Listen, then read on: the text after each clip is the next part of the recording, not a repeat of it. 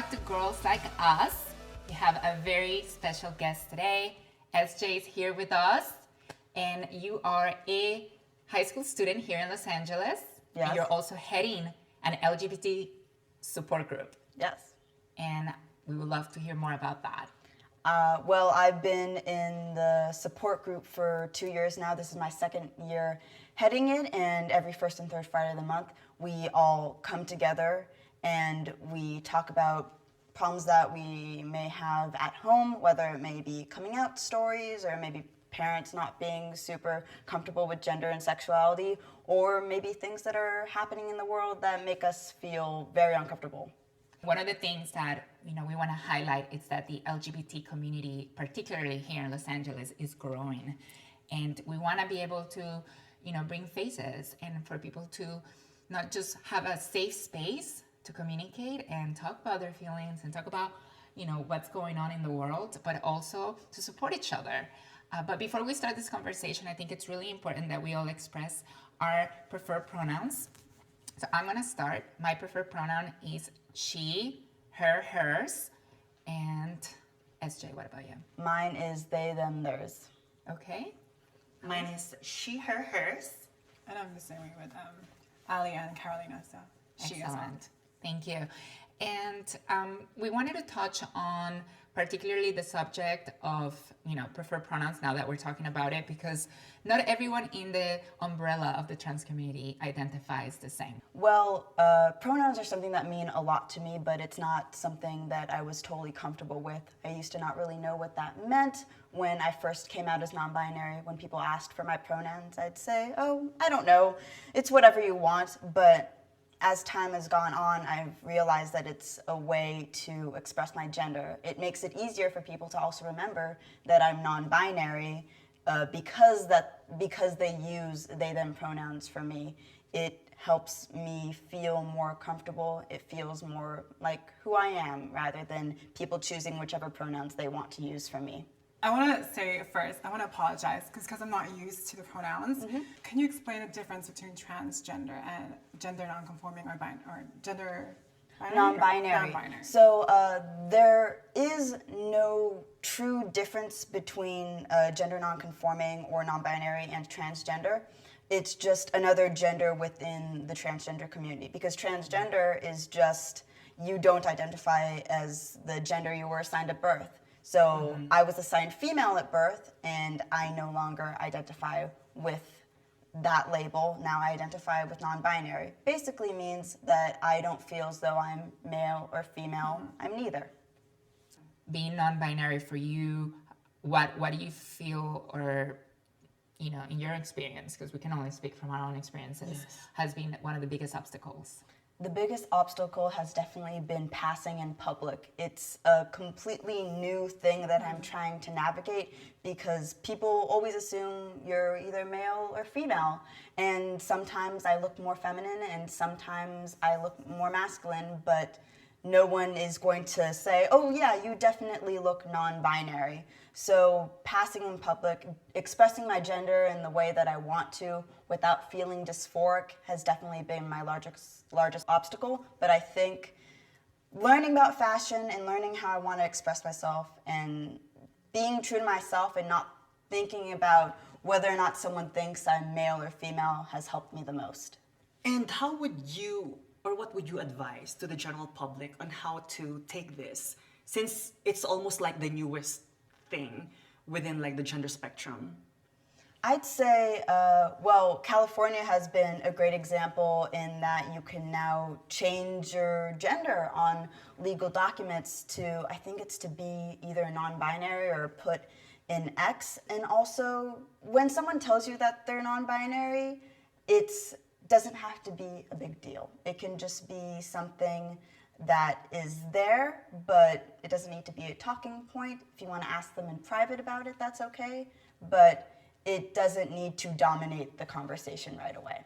So SJ, this is great what you have here in Los Angeles, but what can you advise to those people in other cities that don't have a support group like this? Well, it doesn't take a lot of people. We only really fluctuate from 5 to 10 people as the year goes on. And all you need is a group of people who are LGBT probably friends is the best way to start it, people that you already know. And then from there, you can find a place to meet. And then you can talk about things that are happening at home, coming out stories, things that are happening in the news too. You can talk about when the trans military ban happened. That was really hard for a lot of people. We talked about that. And also, if parents aren't really being accepting of their kids, people in the group always offer their homes for people and the other supporters to stay. There are hotlines online. One that I'm more familiar with is Teen Line, and you can call this line and you can talk about your gender or sexuality with other teens. If you know that there are other kids who are struggling with their gender and sexuality, you can start it in more of a secretive way. Or if you have the means, if you're old enough, you can move to a place that already has these resources available. It's so beautiful that a young person like SJ can be a leader and can really lead this, you know, and it doesn't matter how Very old you inspiring. are. It's very inspiring. I wish when I was your age, I was that smart, I was that brave. And thank you for being here and for being like a good role model for like our kids. Yeah. And Is this there a is really message beautiful. that you want to send out to the LGBT youth?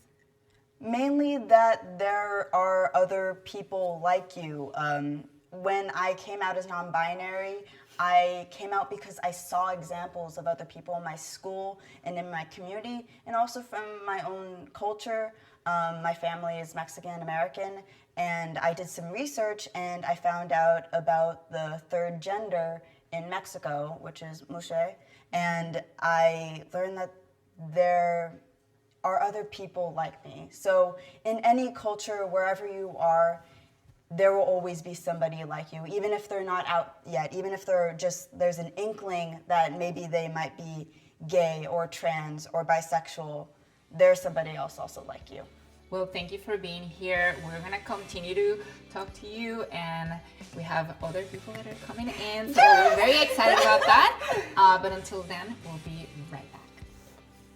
Well Body Concepts, the all-natural homeoenergetic weight loss system. Lose fat, live healthy without surgery or medication. Change your lifestyle today. wellbodyconcepts.com. Welcome back to Girls Like Us. We are still with SJ here, and we have another guest, Caleb. Hi. Welcome. Welcome, Caleb. Thank you so much for having me. Absolutely. And once again, before we start any conversation, what are your preferred pronouns? Well, I'm gender fluid, but right now I'm she, her. Okay, so you're going by she, her pronouns. Thank you. And you are SJ partner. Yeah.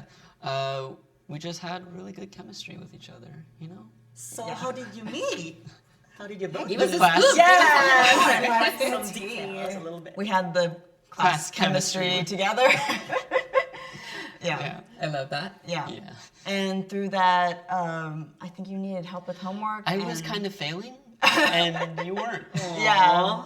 Yeah, so I So helped you out. sweet. And through that, I learned that Caleb is a really good active listener and was listening to me about my problems and specifically about my gender. And through that, Caleb figured out her own gender. Yeah, I didn't really know that much about transgender community before Eshe came along, and then they came in and they were like, all of this stuff exists. I was like, wait a minute. When you're so young, you know, you want that support, but you also want to be able to relate to someone. And I think, you know, we can all relate in the sense of like, we always felt like maybe the outsiders, people didn't understand who we are. And I think being part of not just this relationship, but also the support group Yeah. as well. Yeah, I'm also part of the support group that SJ runs. It's been really nice to have people of the community like talk me through my experience and get all of their support. I love that. But you know what I love more? Your outfit. Exactly. I love the outfit, everything about it. Thank you so And much. I think fashion, in a way, it's so important for all of us because it's a way to express our individuality, express our gender sometimes, or simply just be free and not let gender norms dictate what or how we should look like. So in your case, tell me from head to toe, what are we doing here? What are we wearing? because I love What and inspired you? and what inspired you. Thank you. Well, for my top and my skirt, Eshe for Christmas bought me a lot of clothes that have been really helpful for whenever I feel dysphoric and identify as a girl. And we just kind of like spent hours scrolling through websites, and then I saw the happy shirt and I fell in love with it immediately. Everything I love. And then the skirt, Eshe was just like, oh my god, that is so cute. I think we all agree we want to steal it. Yeah, exactly. It's really cute. Yeah. We'll wear it in the next show. Now, you said something very interesting just now. You said when you want to express yourself as a girl. So there are days where you're feeling less dysphoric Yeah. and you are okay wearing other types of clothing. Yeah, some days, well, most days I wear masculine clothing Okay. just because I don't really feel comfortable expressing my gender at school yet. And I know I won't get that much backlash, but it's still just like a me thing right now. I'm getting closer and closer to like start wearing more feminine things at school. I have a quick question. It's kind of random, and I hope you don't take this personally. So when you dress masculine, do you prefer to be addressed as a he, or do you still prefer to be addressed as a she? It kind of depends on how I'm feeling like at the time. Okay. Because I could definitely still be wearing masculine clothing, but that doesn't say anything about my gender. Right, right. Yeah, I can be female, male, and sometimes I float in between and go to non-binary also. So I think that's the beautiful thing about Caleb's gender as well, is that how Caleb is expressing, whether the outfit or the way Caleb expresses themselves, or herself rather. It's Even quite I'm alright. so new to this as well. Then that's just what makes it beautiful. You're just your own unique being, and that's like the beautiful part of this whole gender Spectrum. spectrum that we're like going through right now. At this Is there like a decision factor for you based on a day, or is it just like how you feel that day? It's just how I feel. I know I don't have any control over it. It's Right. just like Sometimes a it feeling. changes in the hour. Yeah, that's true. It could change in like a couple seconds. Yeah. Wow. Yeah. It could be a bit of a roller coaster with it. I think we all experience that in our We do. lifetime. I think, whether you want to say you're a trans woman or non-binary or whatever, we all kind of go through different phases in our life. And I think what's most important is respecting, that person's... It really starts with you know, respect. Yes. Yeah, exactly. We want to respect every single person. We're all individuals here. Whether we're all part of the same community or we want to be labeled the same way as other people, at the end of the day, we're all unique and individuals, and we should be respected as such. And I think that's what's most important here. And aside from respect, at the end of the day, all of us are human beings. All of us are equal. Each of us deserves to be happy. No. And I'm just very happy to see you guys so happy together. We are a little, we have to say we are a little spoiled because we are once again in Los Angeles, Yeah. which can be a more accepting course. space for a lot of us. How would you think, let's say if you both decided to take a vacation and go somewhere else in the country, and you're a couple and you're expressing yourself through clothing and through your pronouns and everything else, do you think that there's a way that you need to go about that? Is there anything that you think, oh my God, this could be a problem? Let's say even at the airport, Yeah. using bathrooms. I mean, those are all topics that unfortunately can sometimes get in the way of us just being ourselves and expressing ourselves. So I'd say going through the country, we definitely like encounter some problems. I'd definitely dress more femininely if I was going somewhere else. And Yeah. we've had problems where people have thought we were a gay couple or a lesbian couple or a straight couple when that's not who we are at all. Not at all. Yeah.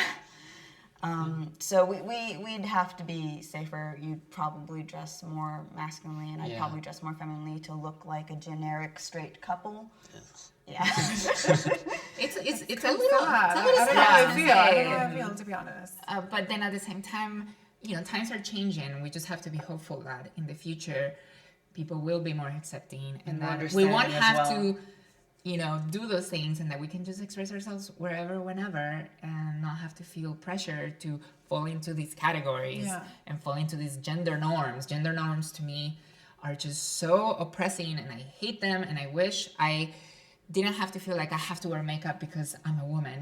I don't care. Sometimes I don't want to wear makeup. Sometimes I don't want to wear dresses, and it's okay, But more than anything, the great thing is they're just being true to themselves. Just like we're being true to ourselves as well. I think if every person, regardless, again, if you're straight, or LGBTQ, you really first and foremost have to embrace who you are as your own unique individuality. And I believe that if you really embrace yourself as your own individual, your own unique being, then that's what's beautiful. And you can inspire a lot of people about that. Exactly. And that's why I was going to say that when you go to places, I think you should just be true to yourself. You're going to get backlash from it, but then you're going to inspire a lot of people to do the same, to kind of tolerate them. If you don't see this, people are not going to accept it, obviously. But if they see it, it's kind of like, oh, it sparks an idea in their mind that, hey, this is happening. We should be talking about this. This is something that's out there, and it should be allowed, So thank you again, Thank you, Caleb, Caleb and for being SJ. here. Yeah, of course. We're not done just yet, but we're gonna take a quick break, and we'll be right back with Girls Ahead. Well Body Concepts, the all-natural homeoenergetic weight loss system. Lose fat, live healthy without surgery or medication. Change your lifestyle today. wellbodyconcepts.com. So we are back with SJ and Caleb, and we are not done talking because there are a few things that I wanted to touch on, and it's that parents play a big role when we're that young. There are parents, there are support systems. So I want to ask you, if that's okay, to share your story, your coming out story with your parents. Definitely. I'm really lucky to have both two parents and a loving grandmother who support me now.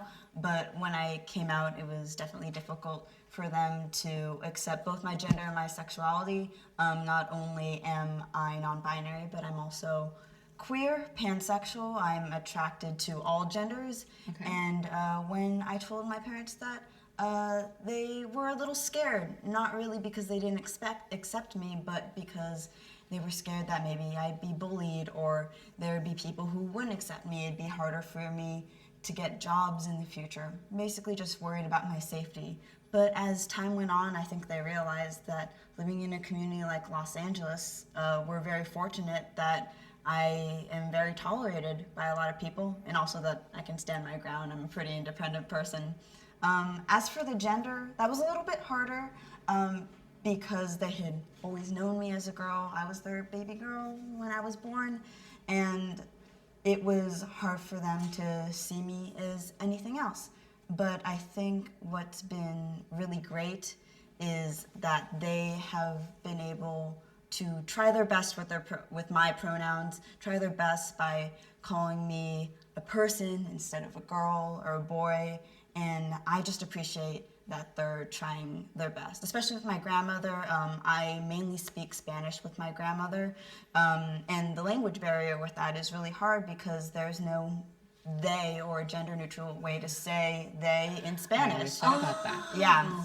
I'm from Colombia, Yeah. so to me, I thought about this and I spoke with my friend about it. I was like, what would a non-binary person, be referred as in Spanish in Latin America, for example? I use LL for me, but I know other non-binary people who are Chicano and also from Cuba, and they might use ella.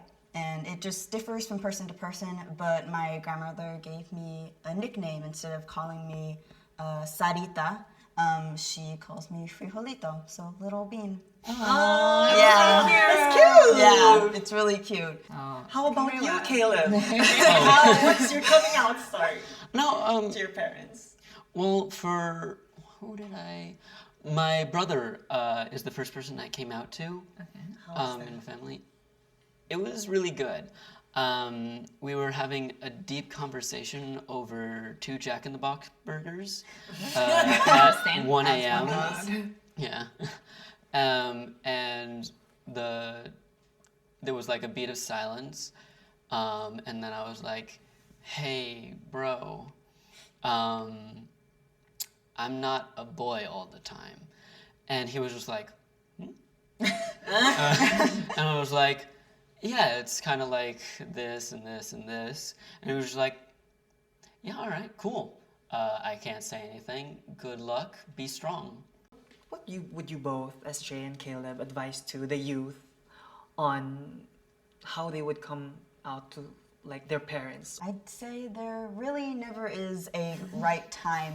There is probably always going to be problems with coming out, and they could be really minuscule, like little slip-ups with gender or sexuality, or they just might not be accepting of you at all. For those who are trying to figure out when to come out, I think the best way is to figure out what your parents' beliefs are, and just first and foremost, make sure you're safe. That if you think that your parents will still let you live in the house and will be, for the most part, accepting of you, at least you have other people. And I love that word you just said, support system, which kind of brings me back to the support group that both of you are a part of, which is so important to find those support systems, to find those people that you can trust and help each other out, give each other advice, just like we're doing right now. We're having our own little safe space. Exactly. And I love it. And on that note, I want to thank you so much in behalf of everyone here Thank for you, being here SJ. today and Thank you. letting us know about your life. And with that, we are going to wrap this up. And thank you so much for watching Girls Like Us.